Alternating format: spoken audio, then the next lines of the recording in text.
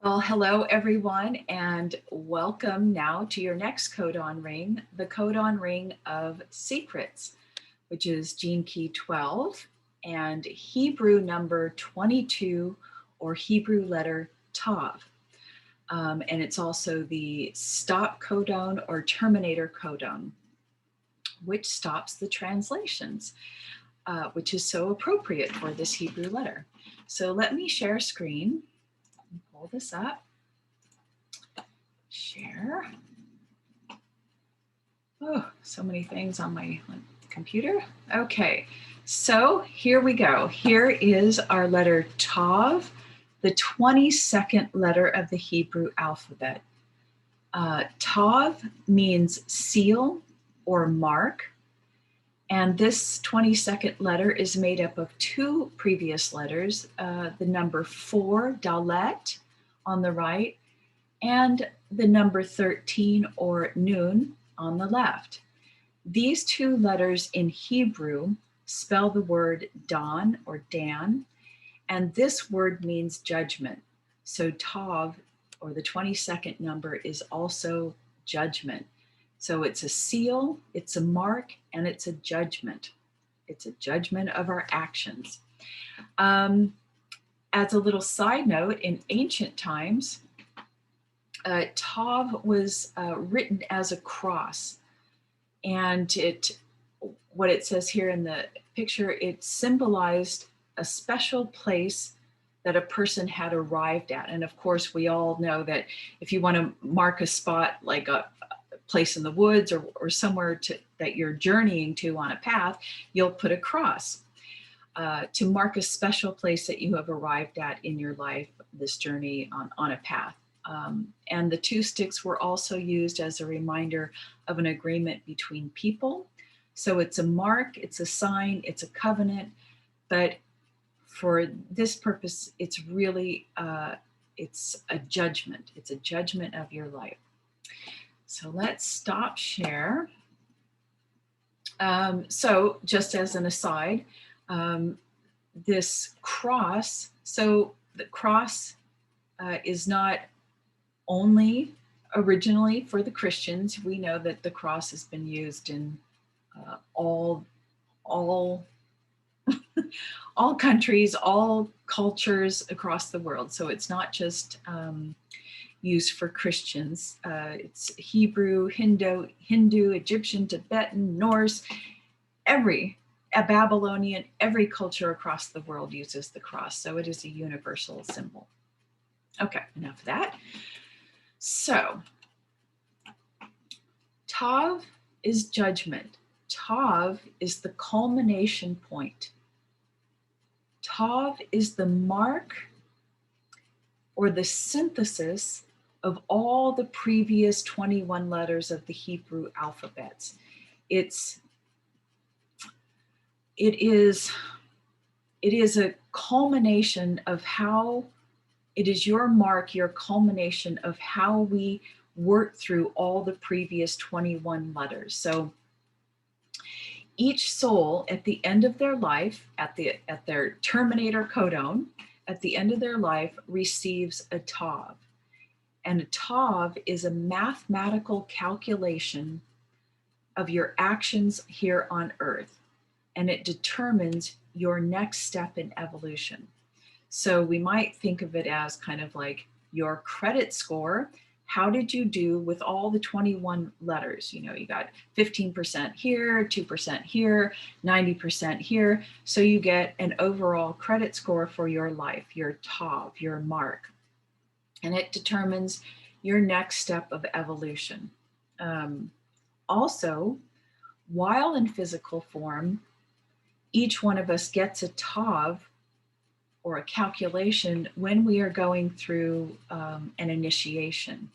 So I don't know, whoever's looking down upon us, they can look and they go, oh, that one has a credit score of a 4th initiation. That one's in a 5th initiation. This one's in a 2nd initiation, or whatever. So we get Tavs along the way, and then we get Tavs at our terminating point, our stop codon. And we get our ticket to whether we're going to go to the God realm or back to the hell realm. And in the Hebrew, they talk about, do we get at the end of our life the mark of the beast or the mark of God? Now, the mark of the beast, that 666, you're probably all thinking about, that is a mark. And the mark of the beast, by the way, man is the beast. And this 666 has to do with the letter the number 6 in the Hebrew alphabet, which represents our connection to, or lack of connection to, God and spirit. 6 is the connector, 6 is the spine. So the mark of the beast, 666, has to do with the 3 bodies of man: mental, emotional, and physical. So if your credit score is 666, perhaps that means, I'm just guessing here, but you have a credit score that perhaps you haven't gone beyond the number 6 in the Hebrew alphabet. You haven't awakened your spine, your kundalini, and your connection to spirit in all 3 bodies. So you have the mark of the beast, the mark of man, and he still needs to continue on his karmic incarnation cycle. Okay, so that's what the 666 means. So nothing scary, because we are the beast. Okay, so this judgment that Tav speaks to is, like we said, about our 3 brains, or our 3 bodies: mind, heart, body, thought, feeling, movement, thought, speech, action, mental, emotional, and physical. Now, when a soul receives perfect justice or perfection in the law of God, meaning that there's no leftover karma, there's perfect equilibrium in all 3 bodies, then the soul returns to the absolute.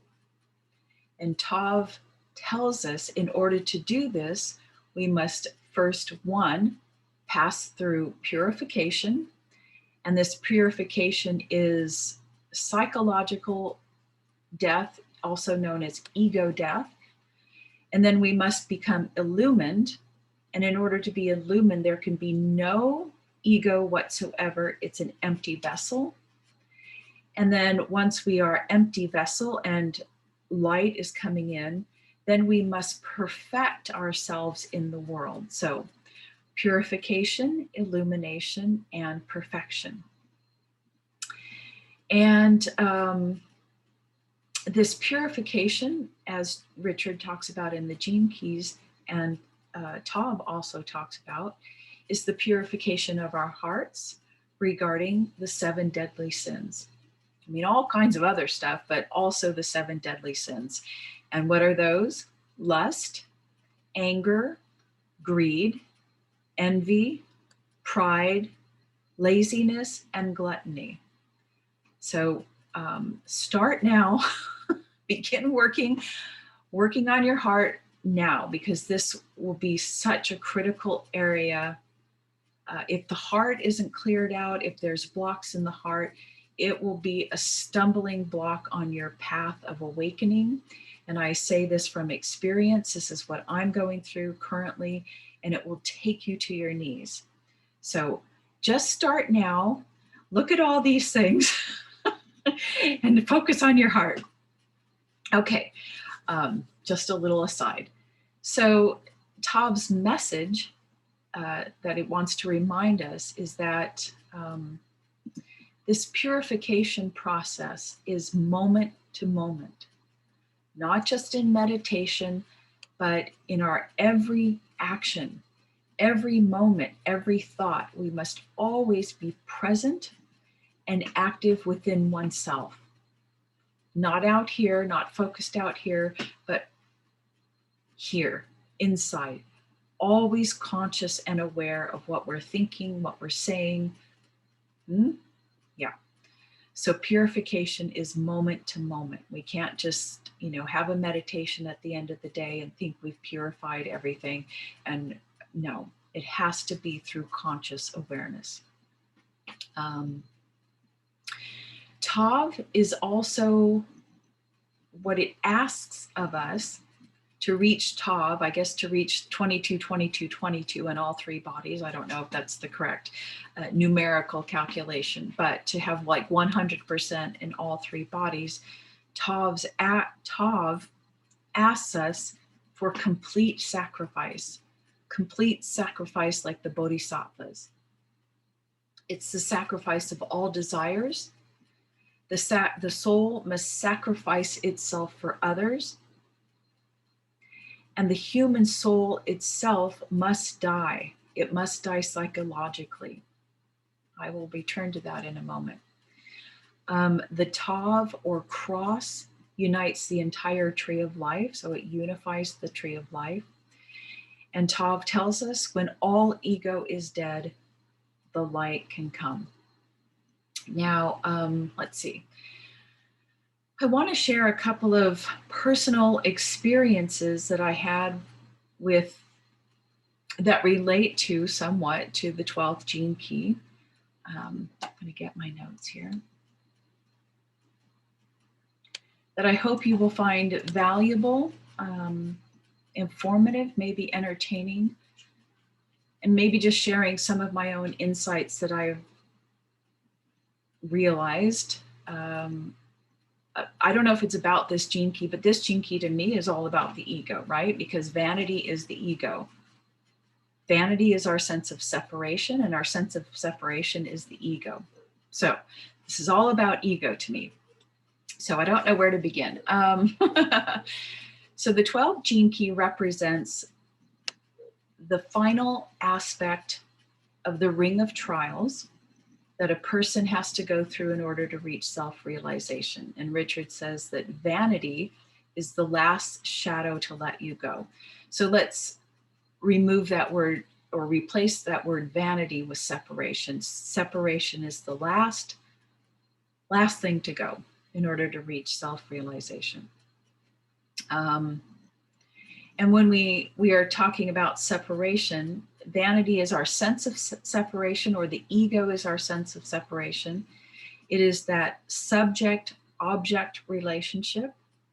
There is a me and there's an object out there and we're relating, okay? But we're two separate entities, and you may know that we are all one, right? You have that perspective. You know that we're all one. We're all connected by this grid of consciousness, but there's still that sense and perceiving that there's a me, an individual consciousness that is also connected to all of these other individual consciousness, but there's a me and there's an other. There's a me and an object. There's still a sense of separation within that grid of oneness of consciousness. Hope that makes sense. I always get off track. Where was I? So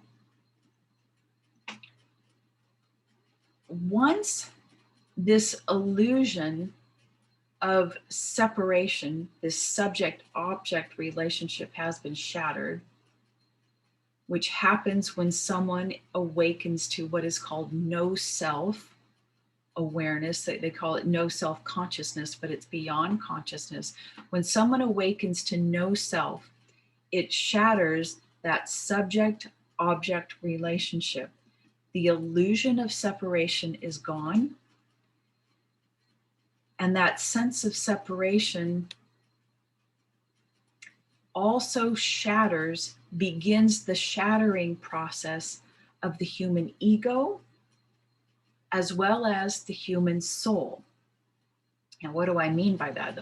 The soul does begin to shatter once you reach no self-consciousness or no self-awareness. Why is that? Well, the soul, also known as, it seems like I'm going off track, but it's all going to come together, I promise you. So the soul, also known as your causal body, also known as your higher self, also known as your higher super ego, is also knows and perceives. It's a consciousness of individuality. It's your individual consciousness stream, higher and lower, but it's still perceiving itself, informed itself as an individual identification. But once the self, the higher self, your consciousness, awakens to itself, its no self awakening, it realizes that it never was separate, and it awakens into this emptiness, aliveness, void space. Okay, and it begins to shatter its own individuality. So that's what is called dark night of the soul. And this is what this final trial, the secret, when the soul recognizes itself as a no self, it shatters itself. So it's a real dark night of the soul. So it really does mean dark night of the soul. The soul begins to disintegrate and shatter. It has awakened. And the other dark nights that people have, it's more dark night of the mind. Okay, this is something completely different. The soul is really going through its own shattering. Anyway, why am I telling you all this?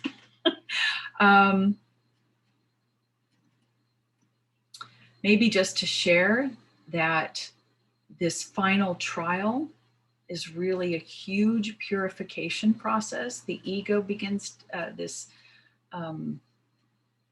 the whole soul begins to break down. So this ring of secrets, the shattering of the soul, is a very deep, bring you to your knees purification process. So I'll come back to why I shared that in a moment, because I can't remember. A couple things I want to say about vanity. Richard states that vanity is the urge to be pure or better than others, and that he speaks about this in the shadow aspect. Okay, so I totally agree if we're using that in a competition, like I'm here to be the superior man and I'm better than you and I'm going to be better than you, then yes, that's shadow perspective. But I also think that we can use this vanity as kind of a tool, as long as we can remember that what I see in others, oh, I want to be better than that person, whatever they're doing. As long as we remember that what we see in others is within ourselves, we can use that vanity as a tool to reflect back to us what we have to work on. So vanity may not be all shadowy. And I had this when I was contemplating for this video about vanity. It hit me, it came to me, it said, vanity is reflective. The shadow is reflective, and purity, excuse me, is transparent. I think I need some water, excuse me. And we already spoke about, we know that vanity is reflective. It's how does everything affect me? Subject, object, how does this make me feel, etc., sense of separation. Purity is a sense of transparency. And this is what happens. This is what I mean by transparency. When you wake up, when the soul wakes up to its no self, into that nothingness, everythingness, when you wake up to that, you realize, oh my God, there's never been anyone here ever. There's no one here. There's no one here. And I cannot explain it to you, but you're just like, there's no one here. It's quite a shocking thing. And what happens is your identification with body, mind, individual, ego, personality is shattered. And your identification now is into what is called the nothingness, kind of the void. The void is kind of a weird term, but into this space of aliveness, nothingness, everythingness. And what happens is your perception of life becomes transparent. Instead of seeing things on the surface, like seeing another person, you no longer see them as a separate entity. You see beyond the apparent physical form, and what you see is nothingness. So when interacting with people, it was hilarious when it was first happening. It was so strong. Like I could look at everything and it was like, oh, that's nothing. All I see is nothingness. I could look at people. I don't see the people, but I see the nothingness. And it's the nothingness speaking to nothingness. And it's hilarious. So that's what I mean. It's transparent. Your vision, your perception of things becomes transparent. You see the purity in everything, in all things, because you're seeing the nothingness of everything. So vanity is reflective and purity is transparent. That's just what came to me. I hope that helps in some way. What else do I want to share about this ego 12th gene key? I've done a lot of contemplating on this.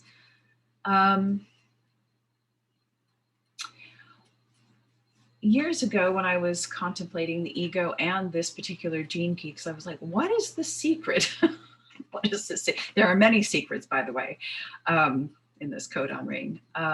But one thing that came to me is that it just like hit me like a ton of bricks, that the ego has its own fail-safe, I'll never die coding written into it, by telling you that the ego must die, must be annihilated in order for you to reach whatever, to reach realization, that we have to get rid of the ego, we have to do this, and all these rejecting type terms that we use against the ego. And it struck me, like hit me on the head, that the ego has created its own fail-safe, like it'll never die, because what do we have to remember? What we resist persists. So as long as we think we have to kill the ego, it's going to resist, it's going to keep existing. So I think that we have to think about the ego and how we approach the ego, all of our thoughts and all this stuff, in kind of a different way. And I think, yeah, so I think we have to change our terminology. And even I still use this terminology, kill the ego, annihilate the ego. But I think there's a better way. And I always talk about, we have to like absorb it back in. And now I'd like to share another experience that I had, or share an experience I had that is all about the ego. This was so many years ago, but this will paint a picture for you about what I'm talking about and what I mean by we have to not kill the ego, reject the ego, resist the ego. And when I say ego, I mean ego thoughts and everything, that we have to absorb it back into ourselves. So here's the experience that I had. So profound, it's never left me. So I was sitting here working on the computer, writing something, and I was in that thought, like, what is that next phrase? What am I going to say next? And all of a sudden, out in front of me, not in my head, I was physically hearing the words that I was thinking. And what that meant was that I was separated, my true self was separated from my thoughts. I don't know what was happening. That was so long ago, and I didn't even understand all that was happening, but now I do. And then all of a sudden, it was like time was standing still, and I was seeing from a different perspective myself and what was going on. And what I saw was this beautiful column, corridor, beacon, channel, whatever you want to call it, stream of beautiful, clear, diamond, crystallized, not white, but crystallized, pure light with all these little crystalline, forms in it, like forms of consciousness or gems, whatever, coming down. It was my stream of light that was from this realm all the way up to source. This is what I intuited. And it was turning or spinning in one direction.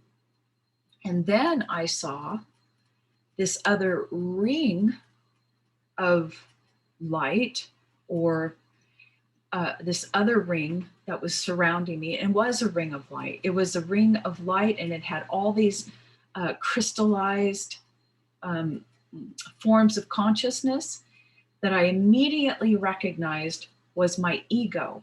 It was all these pockets of light, or packets of light, that I had projected out into this realm.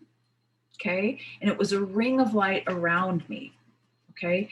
It came from the original source, it came from me, and was projected out into this realm. And it had no direct path to source. It was created only in this 3D reality. But it was the same material as me, that stream, that column of light. And it was turning, and it was spinning in the opposite direction of that column of light. And I could immediately see and feel and intuit that this ego complex, or the energy going out, this energy that I have projected away from me, that I have rejected from me or ejected from me, I immediately felt this huge sense of compassion and love. And I felt, and I know this is going to sound strange, its own longing to return to oneness within me, within its own stream of light, because it recognized itself that it had no path to return to source, that its only path was to return back into the original column of light. Okay. And so that's what I mean, that we have this, we've created this astral body, all these conscious pockets of thoughts and light, and they're all wound up and, you know, going in the wrong direction, but they still have the original sense of cosmic consciousness. So they all want to return to the light. So that, you know, the ego has put in that program, don't kill me, or kill me, but it will keep me alive, because I need to not be destroyed. I need to be reassimilated back so that it can return home too, because that is you, parts of you that need to be reabsorbed. Okay. And another thing, so I hope that makes sense. I probably have said this many times and you're tired of me hearing this, but it's also the same in meditation. You know, we're told to, you know, just ignore those thoughts and push them away, just resist, push them, ignore them. And it struck me this morning in meditation that those thoughts that keep coming into your awareness, particularly when you're in meditation, they are ready. They are saying, please, I am ready to become one with oneness again, to become whole again. And all you need to do is to open up and let me in. And I did that this morning, and it totally worked. I just totally opened my space and just said, come on in. You don't have to love them. You don't have to do anything. Just let them in and they'll go away, right? So I think the ego has its own, I mean, I could be totally wrong, but I think I feel it has its own desire to return to oneness. And those thoughts that keep coming to you, just let them in. They're ready. They're ready to go home. They're ready to be seen, acknowledged. You don't have to love them, do anything, just acknowledge them and say, yes, come back home, come back to me. Okay, that might make your meditations much easier. What else? I'm sorry this is such a long video, but this 12th gene key is quite huge, and there's a lot of things that can be shared that you might not hear in other places. So I'm willing to share. Let me see.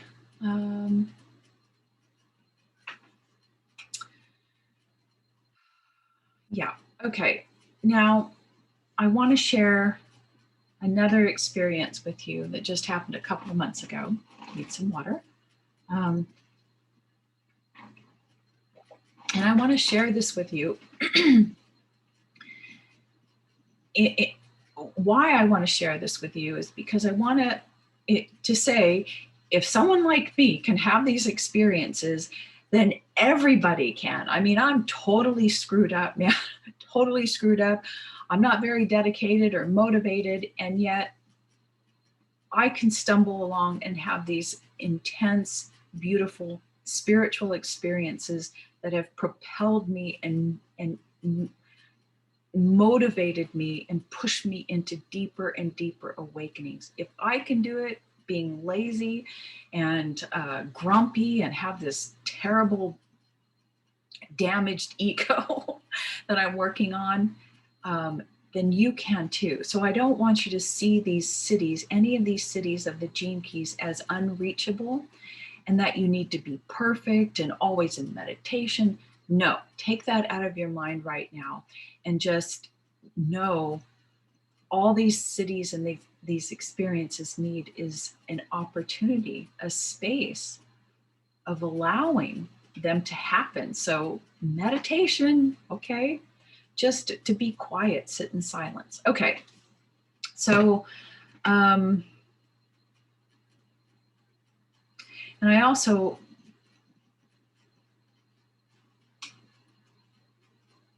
what else? Yeah. And I'll just share this. This is the experience of what I call a pure divinity experience that I recently, a couple months ago, I don't know, you can't say experienced it because there's no experiencer. I don't want to get into all the non-dual terminology. I'm just going to talk like a normal person. Had this experience, and I'll share with you how I did it, and perhaps you can try it as well. This is why I'm sharing it. So pure divinity is also purity. And what Richard talks about in this city is absolutely how you experience it. So to make a long story even longer, or a long video even longer, here's what I experienced. So when I know that when I'm ready, when it's time for me to go through another initiation or a deeper awakening, in meditation, I receive different lights, and different lights, I think I've said before, indicates kind of different levels of awareness that are becoming available to you. As your awareness grows, so do different levels of consciousness and realms of reality.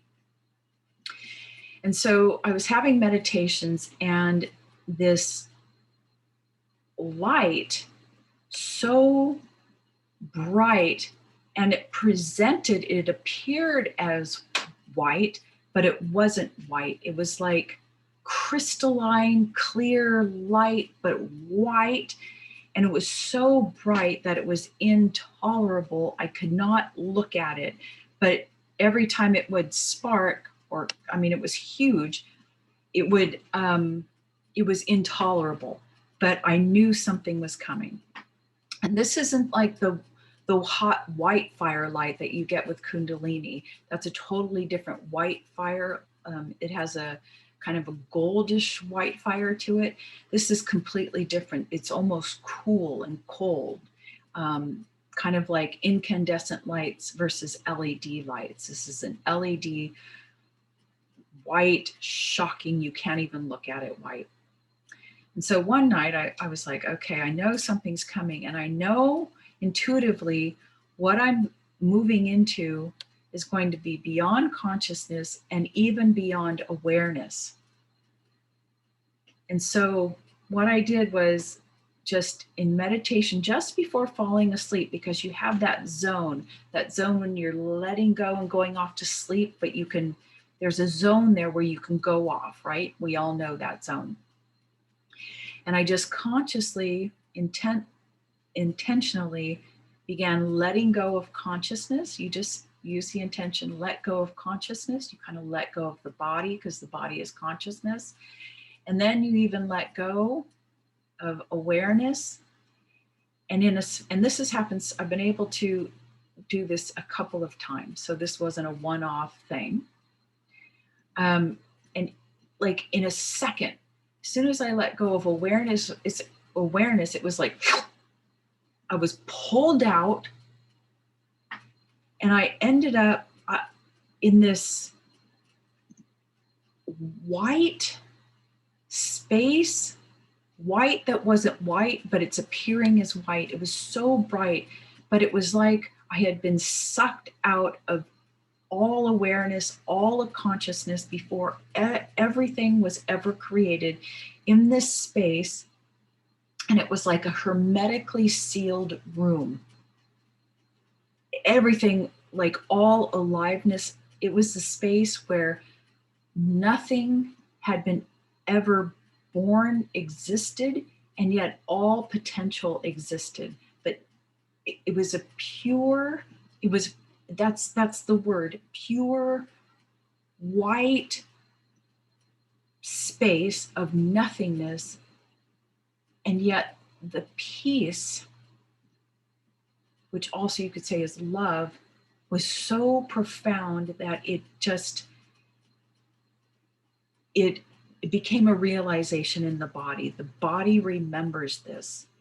And it was so profound. This was the state of pure divinity or purity, where nothing has ever happened, and yet all potential exists in this pure space. So, why am I sharing this with you? To say, maybe this is a technique that I can share with you. It worked for me. I do not know if it will work for you. You know, when you're letting go of consciousness, letting go of awareness, this can bring up huge amounts of fear in the body, but this also can show you your attachment. Okay. So maybe a good exercise, but also whatever your spiritual experience is, when you have awakenings like this or awakening into different realms that are embedded, they are realized in the body, what happens next is, and what is happening, what has been happening for me ever since that experience and the continued experience of it and the knowing of this state, the state of purity,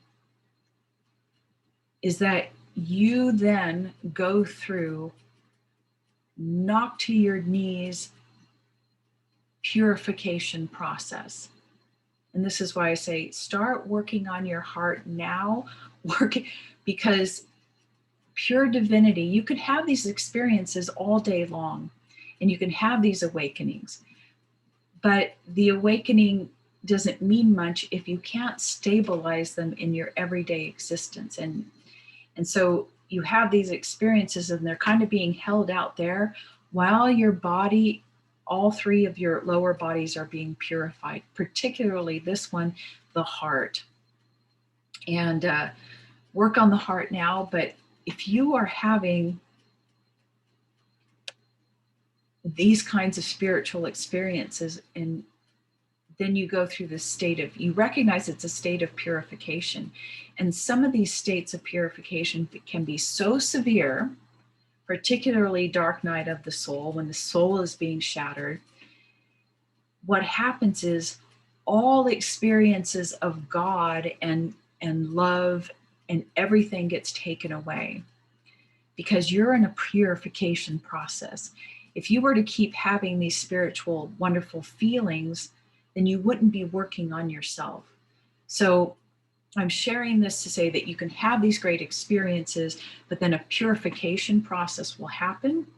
Might as well start now because you don't want to be knocked to your knees like I am.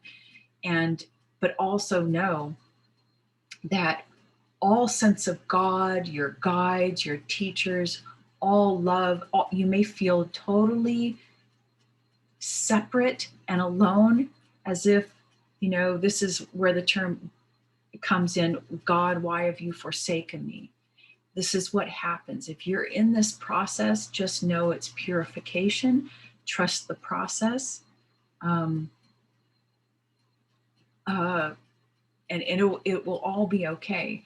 But start now, every moment by moment, sacrificing your desires to be seen, to be heard, to be needed, to be recognized, to be the superior person, to be better than others, to be the spiritual person. Just let it all go and just work on yourself, work on your own heart, your own heart blocks, so that you can more easily integrate these awakenings that are happening to you or coming your way.